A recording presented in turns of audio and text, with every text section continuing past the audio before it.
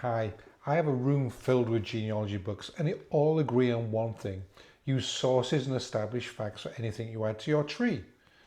But on Ancestry, you can inadvertently add fictitious information to your tree without even knowing it.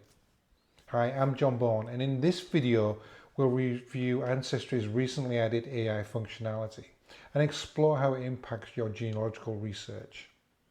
Before we dive in, if you find this video valuable, please like and subscribe to my channel.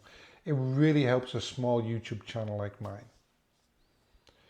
If you use Ancestry, you may have seen this logo inviting you to use Ancestry's AI system. Now, Ancestry uses a type of AI called Generative AI. If you use predictive text on your smartphone, you know how it guesses the next word as you type? Generative AI works in a very similar way by generating complex text and images based on given input. Generative AI can be a fantastic tool for genealogists when used correctly.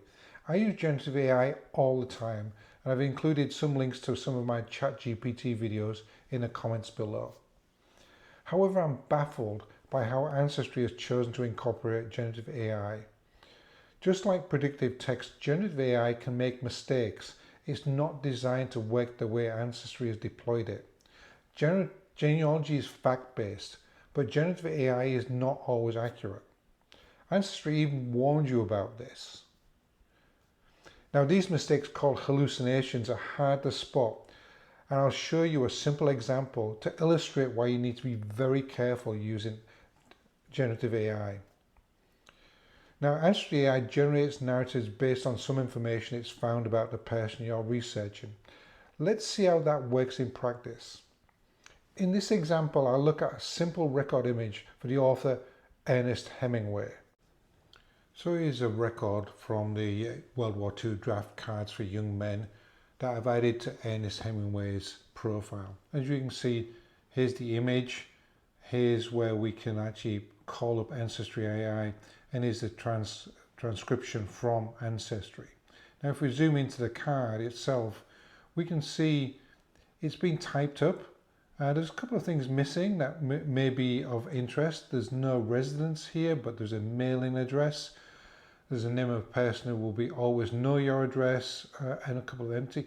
It's not signed here by the person applying.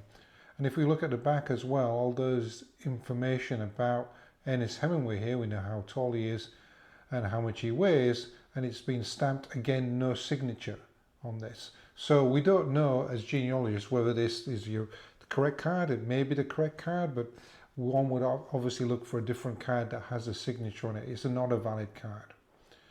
So I can click on Explore Record with AI, and we see this all over the place in Ancestry. We can do it on records, we can do it on profiles, we can do it on people. But over here on the right is the Ancestry AI generated narrative. Now, I've chosen this record specifically because it's a very short record. It's not going to give me a lot of information. Some records we click on with AI, we can get a lot more information. And then the idea is you cut and paste this and put it into your tree. Now, one thing that everybody should be aware of is when you generate AI, it generates a different result each time. So I've actually generated two things here for the same thing for the Ernest Hemingway. I could generate a third one, a fourth one. It will be different every time. That's a feature of generative AI. And that doesn't fit well with genealogy. Genealogy would expect the thing to be the same every time. So if somebody generates this and another person generates this for this record, the results will be different. So that's something to bear in mind. Now, these two results, it's a small record, are very similar, and we'll just look at some of the things it's said about him.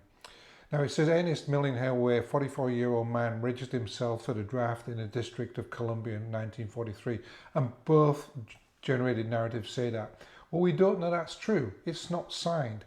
So that could be inferred from the card, but we don't know that for sure. Now, some of the other information, it says Hemingway currently resides in the US. And again, both of them say this. Now, there's no residence on the card. He could be residing anywhere. In fact, the mailing address says Cuba. So the generative AI is assumed from the record because it's a US record that he is residing in the US. Clearly, that's a guess. Now, he said, interestingly, he doesn't have an employer listed, and then the other one says he's listed employer as none. Well, he's not listed as employer as none. The field is blank. So it can suggest that he wasn't currently employed, but again, both of these things are actually incorrect definitions of the record itself. Now, at the end, it says his next of kin is George Gellhorn, and there is no next of kin on this card. It just says who will know your address. So George Gellhorn, who's a relation of I think one of Hemingway's wives, is not his next of kin. It's applying Hemingway lives alone as indicated by the household members information. There is no information on household members. So here is a very brief review of a very simple record.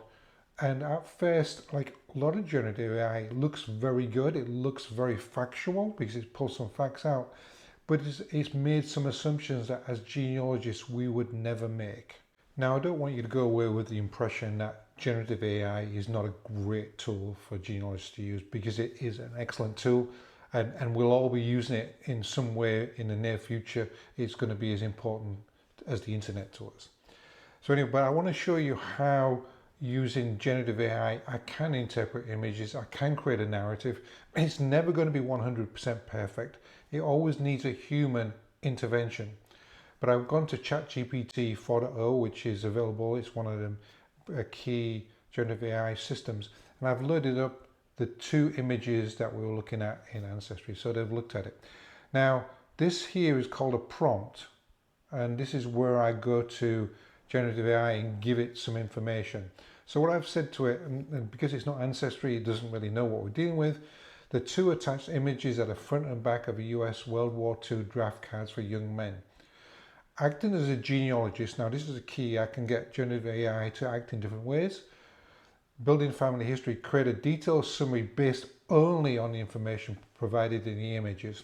And I've given it some requirements, and I've emphasized focus solely on the information on the images. Now, when you're embedded genealogy AI into a business or a company, you can lay these rules down that it doesn't make anything up. So it goes, here's a detailed summary. I've not asked it to write anything yet. I've just asked it to create a summary, almost a transcription of the document, because in fact, that's what Ancestry did. And it goes and looks at the card, serial number, order number, and it goes through the whole card here. But you notice this here, number 13, the signature of registrant not visible on provided image. And we go through the Y 6 foot 228. And again, registrar for local board not provided, signature not visible. So I just wanted to show you that generative AI is quite capable of looking at documents and deciding that they're not complete. And it also tells me that there's no telephone number, there's no place of employment. If you remember, the generative AI in Ancestry made some of this up. So now I've got some good information from generative AI on the summary. I can ask it now, I can say, please create a brief narrative using, again, only information you determine from the summary. So again, we're looking at where Ancestry did it, and I'm doing it using generative AI, but in a slightly different way. I've asked it to summarize it, which is a transcription, and now I'm telling it to create the narrative. And here's the narrative here. Now, it's made a mistake too, which is quite interesting. It's assumed he's living in Cuba. And it does say it's a mailing address, but again, emphasizing that generative AI needs human input. It's not going to be right. So even though I'm giving it the instructions not to make anything up, it's still assumed, because the mailing address is Cuba, that he was living in Cuba. So as we can see, generative AI is not consistent. And one of the nice things, and we see this in Ancestry, adding historical notes. I've said, can you add some social context to the narrative? Please use reliable sources, note the sources used, and add written citations for those sources at the end of the narrative.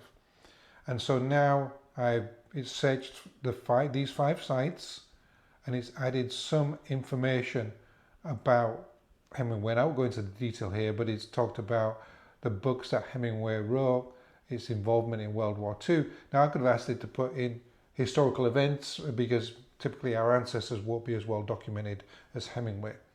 And here are the sources. Now, again, as we emphasize, anybody who uses generative AI emphasizes, this is not the final product. This is just a start that you would take if you're writing some text about Ernest Hemingway or one of your relatives.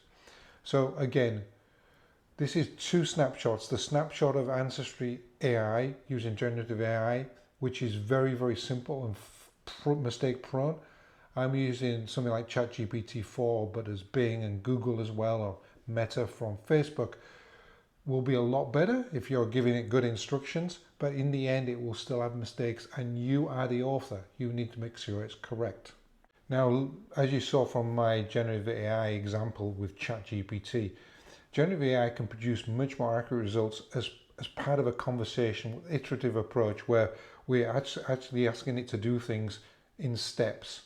Now, this type of interaction could be integrated into the Ancestry experience, but it would take a lot more work on Ancestry's part. My intention is not to bash Ancestry or generative AI. Both are excellent tools. I love Ancestry. I use it all the time, spend a lot of money on Ancestry, and generative AI is a tool we'll all be using in the future. And to be fair to Ancestry, many companies have tried to incorporate Gen AI with disappointing results because it's not really understood. They try and present it as fact-based, and it clearly is not. And in a fact and source-based field like genealogy, generative AI must be treated very cautiously. Now, certainly use the AncestryAI feature, but remember, it should never be seen as a final product. Always analyze and correct the output before adding it to your records. You've got to go back to the image and compare the image to the text. Now, I hope you've enjoyed this video. Again, please like and subscribe, and have great luck with your research, and tell me how you're using generative AI in your research. I'd love to hear it.